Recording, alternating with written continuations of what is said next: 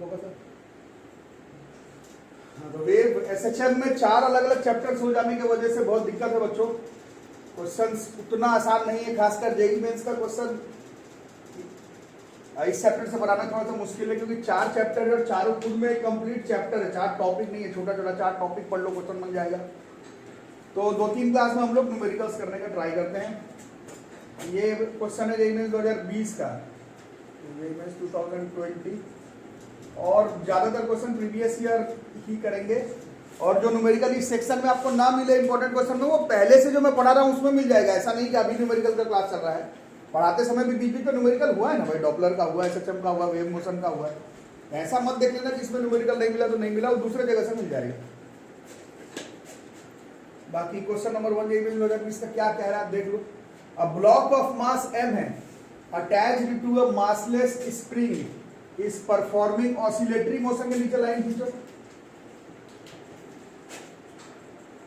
यही कल बात होता है। ऑसिलेटरी मोशन अलग से कोई टॉपिक नहीं है, एसएचएम में ही तो पढ़ाया गया था। ऑफ एम्पलीट्यूड कितना दे रहा है, A on a frictionless horizontal plane, okay. If half, उसके बाद क्या मतलब ये क्वेश्चन है, ब्लॉक है mass m attached to massless spring performing oscillatory motion of amplitude A on a frictionless horizontal plane. अब half of the mass, if half of the mass of block breaks off when it passing through its equilibrium point, आधा मास टूट के गिर गया, the amplitude of the oscillations for the remaining section becomes FA, ठीक है। then F का value पूछा है कितना होगा, 1/2 √2/1 और 1/√2, है ना। तो एसएचएम और ऑसिलेटरी मोशन में आपको पढ़ाया गया था कि होने के लिए तो 1000 एग्जाम्पल हो सकता है। 5 आपके सिलेबस में था, कोविड लेकर के हम लोग थोड़ा शॉर्टकट में भी पढ़े, और वैसे में भी 2 ही पर पूरा चैप्टर बेस्ड है, एक स्प्रिंग का एसएचएम और एक पेंडुलम का एसएचएम। क्वेश्चन इन्हीं दोनों का मिलेगा, बट मैं ये नहीं बोल रहा, मैं बोला 5 टॉपिक था, 2 ही पढ़े हम लोग, बाकी 3 उसी तरह का होने के वजह से इग्नोर कर दिए। बट ये तो थ्रू आउट स्प्रिंग का क्वेश्चन है। तो बताओ, क्वेश्चन तो समझ में आया ना, डायग्राम तो समझ गए, वो स्प्रिंग है, स्प्रिंग को हाथ झुलाया हुआ है, प्रूफिंग करवाएगा आपको, ऐसे ले करके ऐसे छोड़ देने पर वो, अच्छा हॉरिजॉन्टल प्लेन, कोई दिक्कत नहीं, हॉरिजॉन्टल प्लेन में है, ऐसे खींचे और फिर छोड़ दिए, वो क्या करेगा, वो ऑसिलेट करेगा। ऑसिलेट करते समय बोल रहा है रास्ते में उसका आधा मास टूट गया, हाँ इक्विलिब्रियम पोजीशन पर, तो उस समय पर उसका जो एम्पलीट्यूड है वो कम हो जाएगा। एम्पलीट्यूड एफ ए दे रहा है, एफ का वैल्यू पूछ रहा है कितना होगा, 1/2 √2 1/√2, ठीक है। क्वेश्चन आगे समझ में, कुछ खास चीज नहीं है, क्या बड़ा लिखा है क्वेश्चन, काफी आसान सा है, बट हम लोग याद करेंगे। जो लोग मेरे से रेगुलर पढ़ रहे हैं, मैं तो बताया था कि एसएचएम का ऑसिलेशन का कोई भी क्वेश्चन आ जाए तो स्प्रिंग को ध्यान में रखना, या फिर हम लोग तो बताते हैं पेंडुलम को ध्यान में रख करके बनाना, बात बन जाता है। बाकी स्प्रिंग का क्वेश्चन है तो सिंपल हार्मोनिक मोशन में आप लोग बताइए 9th क्लास का, 10th क्लास का, 11th क्लास का फिजिक्स का कॉन्सेप्ट मिला करके, वर्क एनर्जी पावर और एसएचएम सब मिला करके बताओ कि इक्विलिब्रियम पोजीशन किसको मानते हैं, मीन पोजीशन को, और मीन पोजीशन पर किसका वैल्यू मैक्सिमम होता है, सोच के सब लोग सोच के मीन पोजीशन पर वर्क एनर्जी पावर के कॉन्सेप्ट से भी हो जाएगा, एसएचएम के भी कॉन्सेप्ट हो जाएगा, कहीं से भी बोल लो सेम ही आएगा। इसीलिए तो स्प्रिंग और पेंडुलम बड़ा अच्छा है। स्प्रिंग तो फिर भी हम लोग 11th में पढ़े, पेंडुलम 9th क्लास से हम लोगों को तो थोड़ा मालूम है क्या। तो मीन पोजीशन मतलब इक्विलिब्रियम पोजीशन पर, इक्विलिब्रियम पोजीशन पर आप लोग बता रहे क्या मैक्सिमम होता है, और एक्सट्रीम पोजीशन पर जाता है तो रुकता है बॉल, स्प्रिंग, पेंडुलम, वहां पर पोटेंशियल 0 हो जाता है, और इक्विलिब्रियम में आता है तो पोटेंशियल का वैल्यू 0, काइनेटिक का वैल्यू मैक्सिमम। ये कई तरीके में पढ़े, वर्क एनर्जी पावर में, law of conservation of energy में, एसएचएम में, बहुत तरीके से पढ़े, ख्याल करना। तो जब एट इक्विलिब्रियम या फिर मीन पोजीशन पर क्या कौन सा एनर्जी बोल रहे हो, मैक्सिमम या फिर काइनेटिक में ये V है, ये जो V का वैल्यू है वो मैक्सिमम, मीन पोजीशन पर वेलोसिटी का वैल्यू मैक्सिमम होगा ना। एक्सट्रीम पर जाते जाते वेलोसिटी 0, मैं तो पेंडुलम से समझा रहा हूँ, स्प्रिंग पे भी वही आएगा, है ना। एक्सट्रीम पे जाते जाते वेलोसिटी 0, पोटेंशियल एनर्जी आते आते बीच में आते आते वेलोसिटी का वैल्यू जो होता है वो maximum, kinetic energy maximum, potential 0, ये हो गया। और V मैक्सिमम का फॉर्मूला पढ़े थे हम लोग पूरे सिस्टम में, V मैक्सिमम बराबर कितना आएगा, R ओमेगा आएगा। ये सब देख नहीं आ रहा तो देख के बताओ, क्योंकि सब तरीके से आया। सबसे पहले सर्कुलर मोशन में R ओमेगा आया, फिर एसएचएम में देखा R ओमेगा आया, कल परसों उसमें पढ़ रहे थे, हाँ, ट्रैवलिंग वेव में पार्टिकल का वेलोसिटी का मैक्सिमम भी आर ओमेगा है। तो ठीक है, मतलब इसमें आर ओमेगा का काम है।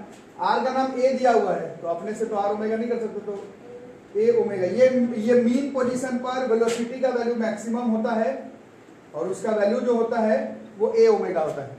ये इतना आ रहा है समझ में? ठीक है, तो पहले वाला पेंडुलम नहीं, स्प्रिंग पहले बार हो रहा होगा तो ए ओमेगा, फिर जब उसका आधा मास टूट गया तो भी वो ऑसिलेटरी मोशन कर रहा है, तो भी उसके मीन पोजीशन पर ही वेलोसिटी मैक्सिमम आएगा। तब मानते हो ना, मीन पोजीशन पर ही वेलोसिटी मैक्सिमम आएगा। उसका कितना हो जाएगा, एम्पलीट्यूड कम हो जाएगा या ज्यादा मेरे को पता नहीं है, कम ही होगा मोस्ट ऑफ ए ओमेगा, मतलब ए डैश और ओमेगा भी चेंज हो जाएगा। आ रहा है समझ में? अब ये तो ए की जगह ए रह गया। अब ये ओमेगा कितना होता था स्प्रिंग वाले कॉन्सेप्ट में, कुछ अगर आप लोगों को याद हो तो ओमेगा होता था 2π/T, ये तो हर केस में होता है। और उसका टाइम पीरियड कितना होता था, और देख करके बताओ।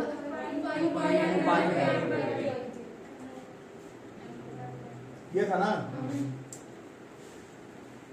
यही था, एक बार मिला लेना वैसे। तो ए ओमेगा की जगह पर 2π√m/k, और इधर से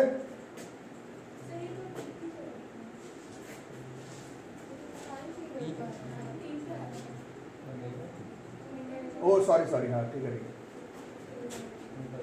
ए ठीक है, ओमेगा की जगह पर 2π/T, टी की जगह पर 2π√k/m हो जाएगा ना।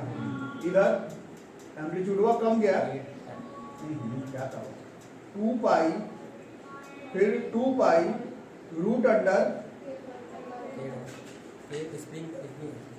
स्प्रिंग वही है तो स्प्रिंग कांस्टेंट सेम रह गया। तो ये बताना पड़ेगा कहाँ कर रहे थे हम लोग, तो इसका हाँ क्या हो जाएगा, इसका जो टी है 2π√, मासवा तो टूट गया तो m/2k हो जाएगा। आ रहा है समझ में? तो यहाँ पर क्या कर रहे थे, ए डैश ओमेगा डैश 2π/T, 2π√,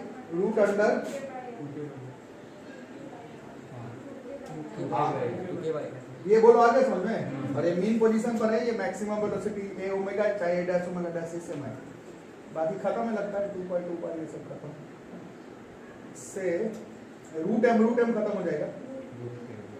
हाँ, √k भी कट गया, तो बचा क्या, एक ए इधर आके डिवाइड हुआ 1/√2 हुआ। बोला रहे समझ? और क्वेश्चन में ये एफ ए दिया हुआ था, तो एफ का वैल्यू जो है 1/√2। ठीक है, तो ये बढ़िया क्वेश्चन है और ये कई किताब में भी दिया हुआ था पहले से। मेंस नीट में क्वेश्चन रिपीटेड रहता है। ठीक है, चलो एसएचएम का एक क्वेश्चन आप लोग अभी क्वेश्चन नंबर 2 पढ़ने से पहले थोड़ा सा डिस्कशन, मैं ये कहीं पर हिंदी में लिख लेना जो चीज करवाऊंगा वो।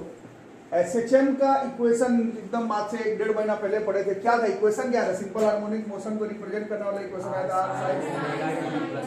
वैसे +5 भी था। 5 कब आता है हमें मालूम है, नहीं थे तो यही r sin ω t, और वहां पर आपको r cos ω t भी लेने के लिए बोला गया। बट 99% क्वेश्चन, या फिर मेरे को लगता है क्लास में जितना परसेंट क्वेश्चन आया नहीं 99 1% पे लिए है, ज्यादातर में साइन वाला लेकर के भाग जा रहे हैं, कॉस वाला इग्नोर होते जा रहा है। कर रहे हो ठीक ही है, कोई बुराई नहीं है, बट कहाँ नहीं कर सकते हो इग्नोर, वहां अभी मैं पहले तुमको बता दूं, तुमको भी कुछ इसमें मेरे से डिस्कशन करना है तो कर सकते हो। ठीक है, कहाँ नहीं कर सकते हो, जहां दिया हुआ रहे इक्वेशन जो क्या बोलते हो तुम लोग, कंपेयर वाला क्वेश्चन जो करते हो, उसमें साइन के फॉर्म में नहीं कॉसे के फॉर्म में दिया रहे तो जबरदस्ती तो उसको साइन के फॉर्म में नहीं बना सकते। एक तो वैसा क्वेश्चन होगा, और दूसरा क्वेश्चन इसको थोड़ा सा ध्यान से देखना, लिखा हुआ रहे फलाना मोशन एसएचएम में है तो तुम r sin ω t से ज्यादा क्वेश्चन करते हो, तुम भी मैं भी, मेरे को भी कोई पूछ दे तो मैं y बराबर r sin ω t +5 से करूंगा।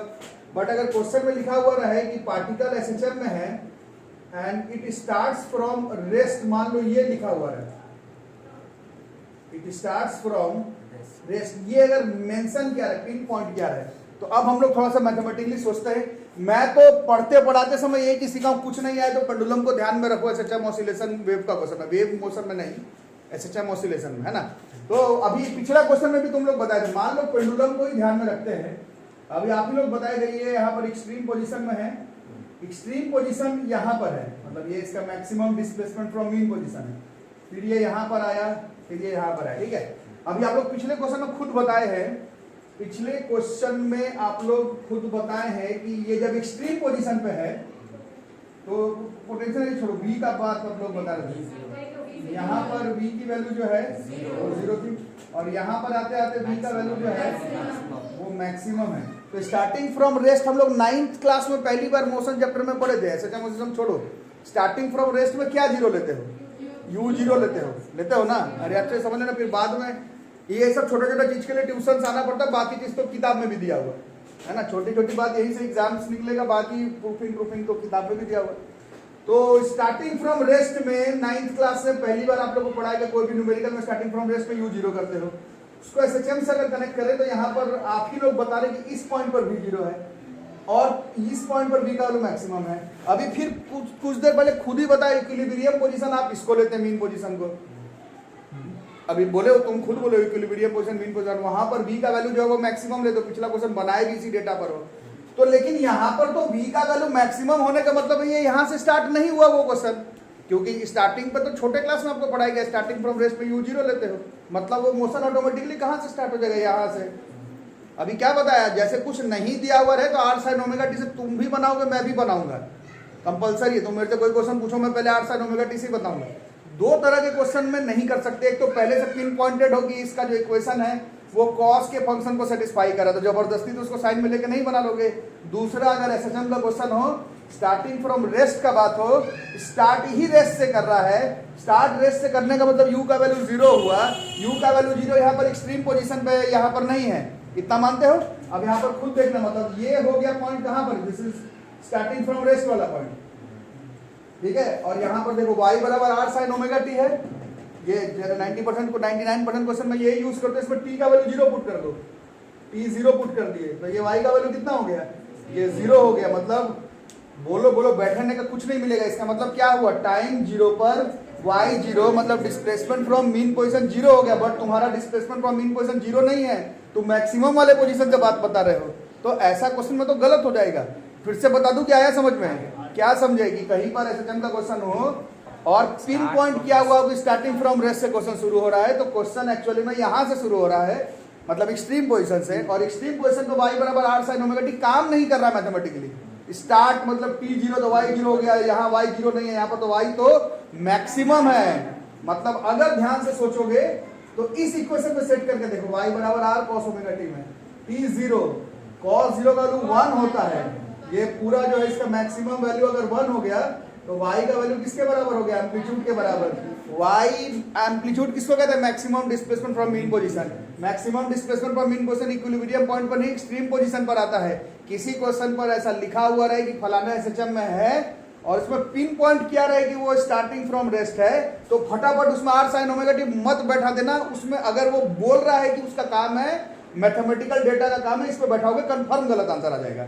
वैसे क्वेश्चन पे सोच करके बैठाना, x या फिर y, जैसे cos के साथ x करते हैं, लिखते समय cos के साथ बेस y हिपोटेन्यूज x लिखते, y लिख सकते हो। बोलने का मतलब है स्टार्टिंग फ्रॉम रेस्ट का अगर क्वेश्चन शुरू हो रहा हो तो ध्यान से देखना, मोस्ट प्रोबेबली वो ऐसे क्वेश्चन में r cos ओमेगा t से शुरू करना पड़ेगा, मोस्ट प्रोबेबली नहीं 100%। अगर पिन पॉइंट किया हुआ है क्वेश्चन में, एसएचएम का क्वेश्चन है और फिर जबरदस्ती ये बात बता रहा है कि स्टार्टिंग फ्रॉम रेस्ट है, उस क्वेश्चन को तुम y बराबर r sin ओमेगा t से बनाओगे तो उसका आंसर गलत आ जाएगा। वो तुमको कंपलसरी होगा r cos ओमेगा t से ही बनाना पड़ेगा। फिर से समझा दूं कि आ गया ये कॉन्सेप्ट समझ में? ठीक है, इसको लिख लो। चलो नेक्स्ट क्वेश्चन है ये 2014 का, it is considered as a tough chapter. और मैं स्टार्टिंग से ही बता रहा हूँ, एज अ टीचर भी नहीं एज अ स्टूडेंट भी, ये जो चैप्टर थोड़ा सा टफ है, क्योंकि इसमें जैसे बहुत समझ जाओगे अगर सारा चीज, तो भी मैथमेटिकल फंडा बीच बीच में ऐसा है कि मतलब मजा नहीं आता क्वेश्चन होना, मैथ्स बीच बीच में इन्वॉल्व है। इसमें भी है शायद, देखते पहले क्वेश्चन क्या है। जो 2014 का है, क्वेश्चन क्या रहा, पार्टिकल मूव्स विद एसएचएम। यहाँ पर एक पहला हिंट है, मतलब एसएचएम का क्वेश्चन है, इन अ स्ट्रेट लाइन, कुछ ठीक है। आगे इन फर्स्ट t सेकेंड्स, यहां हिंट है सबसे बड़ा क्वेश्चन को बनाने का। आफ्टर स्टार्टिंग फ्रॉम रेस्ट, अभी आपको बताया गया कुछ नहीं लिखा हुआ रहता तो मैं भी अभी y बराबर r sin ओमेगा t से ही बनाता, बट लिख के दे रहा है तो मतलब इसका कुछ काम है ना। आगे it travels a distance a and in next t seconds it travels 2a in same direction, then उस एसएचएम का एम्पलीट्यूड टाइम पीरियड, यही मीन्स का है, एक ही ऑप्शन सही है बट पता नहीं, तो एम्पलीट्यूड और टाइम पीरियड दोनों निकाल करके पता लगाना पड़ेगा क्या होगा क्या नहीं। ठीक है, तो मैं बना देता हूँ, आप लोग को शायद नहीं बनेगा। पहले काम का चीज कर लेते हैं, काम का चीज आप ही लोग बताइए क्या होगा। इस क्वेश्चन में जब इक्वेशन ऑफ एसएचएम लिखेंगे तो वो हम लोग x बराबर आर के जगह पर शायद, हाँ कुछ नहीं दिया, आर की जगह पर ये कैपिटल ए लिख रहे हैं, आर भी चलेगा, आर कॉस ओमेगा टी लिखना पड़ेगा, ये कंपलसरी है, आर साइन ओमेगा टी पर नहीं आएगा इस क्वेश्चन में। पहला क्वेश्चन हो गया। अब केस 1 में ये x क्या है, मतलब आई एक्स क्या होता है सिस्टम में, this is displacement from mean position है। तो आप बताओ डिस्प्लेसमेंट फ्रॉम मीन पोजीशन कितना होगा पहले क्वेश्चन में,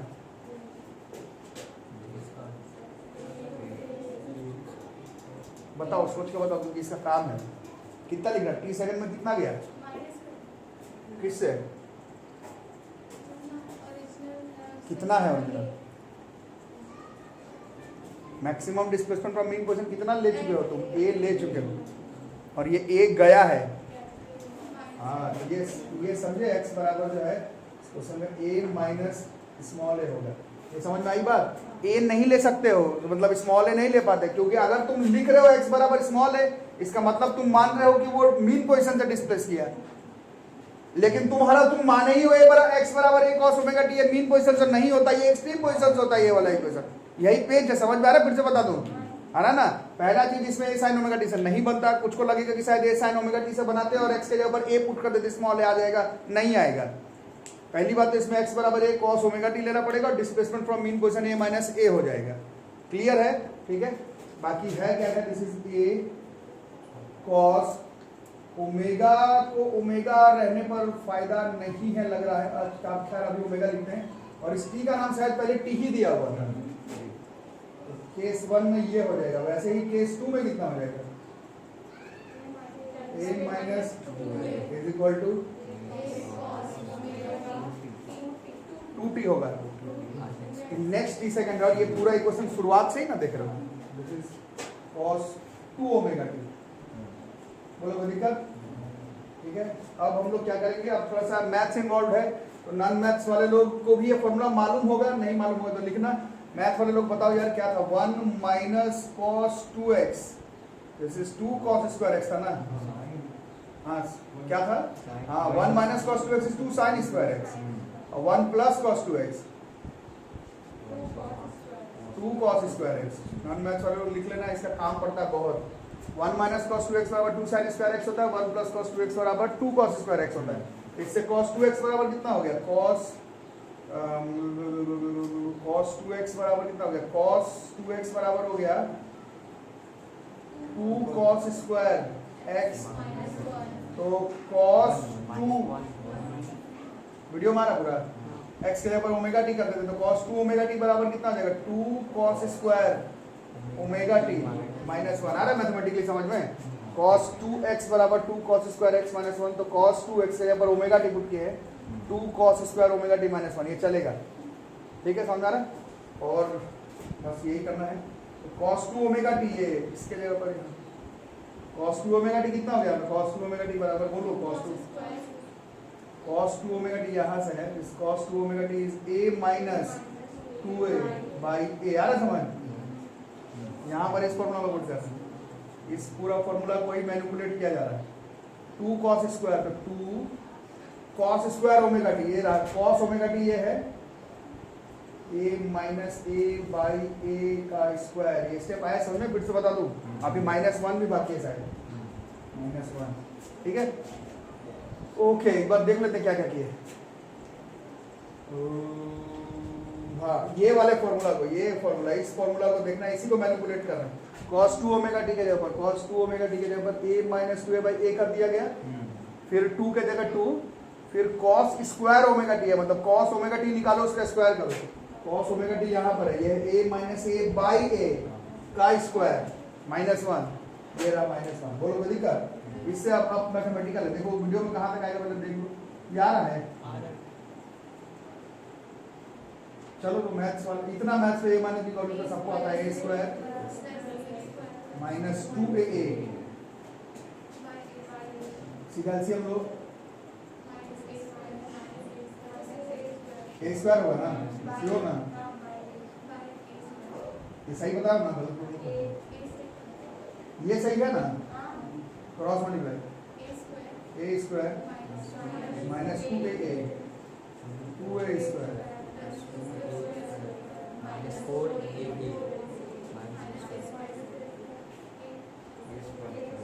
कटेगा। 2a स्क्वायर में से a स्क्वायर गया तो एक a स्क्वायर आएगा, ये स्क्वायर कट गया, ठीक है। ओ हाँ, नहीं नीचे नहीं, क्रॉस मल्टीप्लाई कर लिए, क्रॉस मल्टीप्लाई कर। मेरा देख के कैलकुलेशन करने का जरूरत नहीं है, कैलकुलेशन अभी तुम खुद से करोगे। मेरा काम तो बस यहाँ ऊपर खत्म हो गया। मेरा काम सिर्फ इसमें a cos ओमेगा t लेना था, यहाँ पर था, और x का वैल्यू स्मॉल a नहीं था, a माइनस a था। इतने के बाद मेरा काम खत्म। उसके बाद तो मैथमेटिकल खुद ही करना रहता है, थोड़ी टीचर तुम्हारे एग्जाम में। कितना हो गया ये उधर करो। 2 कैपिटल A बराबर 2a स्क्वायर, 2 से 2 भी कट जाएगा,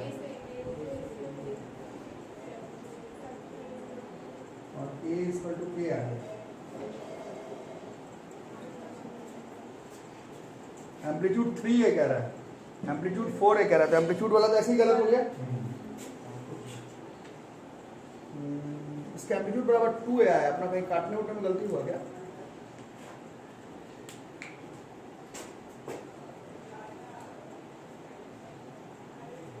एलसीएम लेने में गलती नहीं ना की हो? पॉज करते रहो। यहाँ टाइम वाला तुम लोग पकड़ लिए कि टाइम, यहाँ पर टाइम वाला पकड़ लिए, टाइम 2 टाइम्स होना है, लेकिन ये डिस्टेंस वाले में फिर गलती कर गए।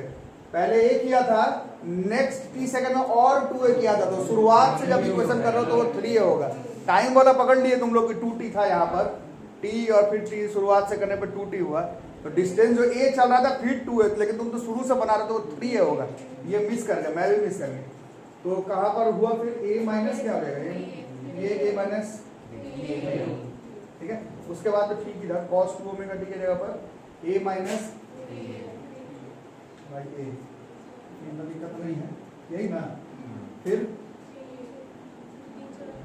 यहाँ पर इस स्टेप से करना ही पड़ेगा। चल करो।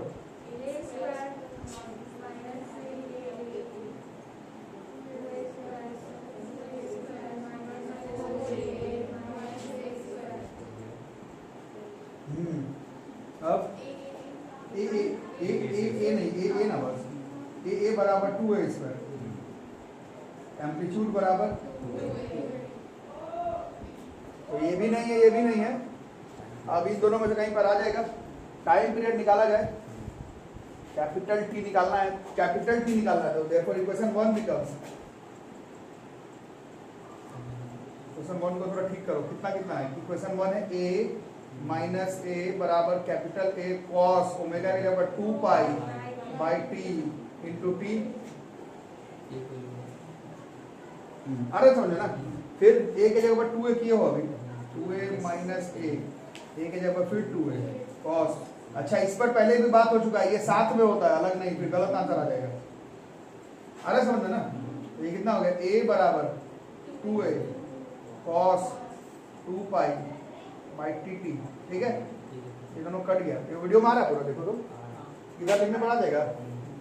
कितना हुआ ये, 1/2 equal to cos 2 pi by टी, फिर 1/2 इज cos 60 डिग्री की 30 डिग्री, 60 पाई बाई, फिर cos, ये कंपेयर से क्या है, इसका वैल्यू मत पुट कर देना, गलत हो जाता है। इसके बाद कंपेयर होगा, तो पाई बाई 3 बराबर 2 पाई बाई टी, पाई से पाई कट जाएगा। दिस इज t बराबर 60, टाइम बराबर 60, टाइम बराबर 60, टाइम बराबर 60, 6 पाई ऑप्शन क्यों दिया, 60 ऑप्शन होना चाहिए। एक बार मैं ऑप्शन चेक करता हूँ। Option time period of oscillation is 5t था, 6t था, क्वेश्चन t के फॉर्म में था ना, आंसर t के फॉर्म में ही आना था। 6t सही है इसका, सही है। मैंने 14 क्वेश्चन, टफ क्वेश्चन। कुछ क्वेश्चन काफी टफ भी रहता, तो कुछ क्वेश्चन यही में नीट में काफी डायरेक्ट वाला फॉर्मूला वाला भी रहता। तो ये बताओ, maximum velocity of a particle executing SHM with an amplitude 7 millimetre is 4.4 metre पर second. Time period of oscillation बताना, ये बता सकते हो। मैक्सिमम वेलोसिटी अभी लगता है 2-3 क्वेश्चन में इसका डेटा का यूज पड़ा है, आर ओमेगा, ए ओमेगा। चलो ठीक है, वी दिया हुआ लगता है 4.4। अरे यार 100 देखते हैं, एम्पलीट्यूड दिया हुआ था लेकिन मिलीमीटर में था, कन्वर्ट की है। 7 × 10 की पावर -3 और ओमेगा के जगह पर चलता है 2 पाई बाई टी, है ना। 4.4 7 × 10 की पावर -3। यहाँ पर समय आ गया है कि हम लोग पाई का वैल्यू पुट कर दें, 22/7 से कट जाता है। और 44 244 से 4.4 कितना बार होता है? 0.1। क्या? हाँ, तो इससे टी तो उधर चले गया, टी इधर 10 की पावर -3 बाई 10 की पावर -1, तो टी बराबर 10 की पावर -3 इंटू 10 की पावर 1। 10 की पावर -2 100 नहीं होता, 10 की पावर -3 0.01 सेकंड। क्या करे, बिल्कुल गिवन वाला है, बिल्कुल गिवन वाला तो हम लोग मान के चलते आएगा ही नहीं है, और अगर आया तो वो भी अगर गलत कर दिए तो कौन बचा है? ये एनसीईआरटी का क्वेश्चन है और आया हुआ भी है और क्वेश्चन भी अच्छा है। If SHM is represented by, एक सिंपल हार्मोनिक मोशन है, लिख दे रहा है एसएचएम में है, is represented by d2x by dt2 plus alpha x बराबर 0। उसका टाइम पीरियड पूछ रहा है कितना होगा? 2 pi by alpha, 2 pi by root alpha, 2 pi alpha, 2 pi root alpha. ठीक है, तो करते हैं कैसे कैसे होगा। d2x by dt2 बराबर माइनस अल्फा एक्स हो गया। अब पहला चैप्टर मोशन का सबको याद है, डी आप लिख के नहीं दिया एक्स क्या है, तो एक्स तो डिस्प्लेसमेंट फ्रॉम इन पोजीशन है, तो 2 बार डिफरेंशिएशन कर रहे हैं टाइम के रिस्पेक्ट में, क्या निकलेगा? अरे सुनाई नहीं दे रहा है। एक्सेलरेशन बराबर जो है हो गया माइनस अल्फा एक्स, ठीक है, ये हो गया। और acceleration of a particle executing SHM का क्या फॉर्मूला होता है? देख के बताओ, नहीं आता है तो कितना कितना, एक मिनट लिखो। Acceleration of a particle executing SHM, देख के बताओ, देख के बताओ, देख के बताओ। माइनस ओमेगा स्क्वायर, एक्स के फॉर्म में लिख रहे हैं तो एक्स, ठीक है। तो यहीं से हो गया काम खत्म, दोनों को इक्वेट कर गए, कितना देगा? माइनस अल्फा एक्स बराबर minus omega square into x, minus minus cut जाता, एक्स से एक्स कट जाता। ओमेगा बराबर तो होता ही है 2 pi by T, 2 pi by T का स्क्वायर, तो 4 पाई स्क्वायर बाई टी का स्क्वायर, ये एनसीईआरटी में दिया हुआ है। टी का स्क्वायर बराबर 4 पाई स्क्वायर बाई अल्फा का square, 4 pi square 2 pi by alpha केवल है, रूट अल्फा नहीं है, गलत। अच्छा हाँ, यहाँ पर अल्फा ही है, हाँ यहाँ पर अल्फा, सॉरी। तो 2 पाई ठीक है, पाई नीचे जो है वो रूट अल्फा। ठीक लगाने से पहले एक बार क्रॉस चेक जरूर कर लेना। ये starting from origin a body oscillates in an SHM with a time period दिया हुआ है 2 seconds, और after what time will its kinetic energy be 75% of the total energy। Energy of particle executing SHM आपके copy में topic मिल जाएगा, top topic है। सारे school में गेस देता आएगा, आया नहीं उसके एवज में V2 डॉपलर इफेक्ट वो सब आया है ना। तुम लोग का आया? कुछ नहीं आया सर, तो ऐसा पेपर बनाया कि नॉट एग्जिस्ट वाला, नॉट एग्जिस्ट। चलो कोई नहीं, energy of particle executing SHM top topic है, और वो इसीलिए नहीं टॉप टॉपिक है कि वो एग्जाम में आता है, वो इसलिए है क्योंकि वो हम लोग 9th क्लास में पहली बार वर्क एनर्जी पावर में पढ़े थे, 11th में भी वो वर्क एनर्जी पावर में आया, फिर एसएचएम में आ गया। Energy of particle executing SHM निकालो और उसमें बताओ सबका फॉर्मूला। काइनेटिक एनर्जी का कितना है? हाफ एम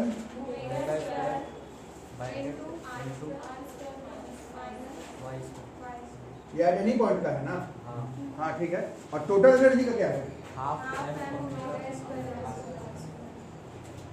टोटल एनर्जी कितना होता है? टोटल एनर्जी उतना ही होता है जो मैक्सिमम काइनेटिक या मैक्सिमम पोटेंशियल, वही टोटल एनर्जी होता है। टोटल एनर्जी कितना बताते हो? Half M omega square R square. ये टोटल। तो क्वेश्चन में क्या कह रहा है? ये काइनेटिक एनर्जी जो है half M omega square into R square minus Y square, ये क्या है, ये 75% है, मतलब 3/4 ऑफ टोटल एनर्जी कितना है, half M omega square R square. निकालना क्या है, इस डेटा से टाइम पीरियड दिया हुआ है, किस टाइम पर ऐसा होगा। अच्छा ठीक है, किस टाइम पर ऐसा होगा, देखते हैं किस टाइम पर होगा। उसके लिए क्या किया जाए, हाफ एम ओमेगा स्क्वायर को काट लेते हैं। हाँ चलो हाफ एम ओमेगा स्क्वायर को काट लेते हैं, फिर 4 माइनस इज इक्वल टू, फिर R square is equal to 4y square, Y square is equal to R square by Y is equal to, अब इसी में हिसाब लगाने की ऐसा कब होगा, ठीक है। क्वेश्चन y बराबर आर साइन ओमेगा टी, ये y दे रहा है r/2, r की जगह r साइन ओमेगा की जगह पर 2 पाई बाई टी, और ये ऐसे इंटू टी नहीं है, बार बार बता रहा हूँ, इसी पे गलत होगा, ये अंदर है ऐसे इंटू टी, ठीक है।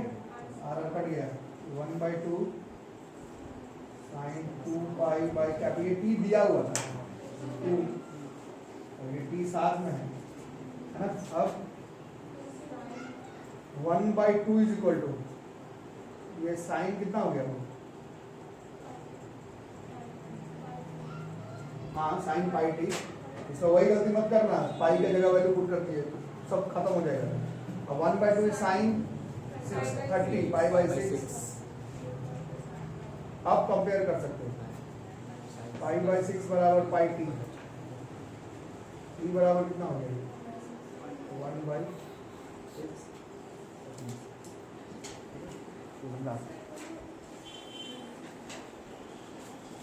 स्टार्टिंग फ्रॉम रेस्ट नहीं लिखा हुआ, स्टार्टिंग फ्रॉम ओरिजिन लिखा हुआ, पहला चीज तो ये।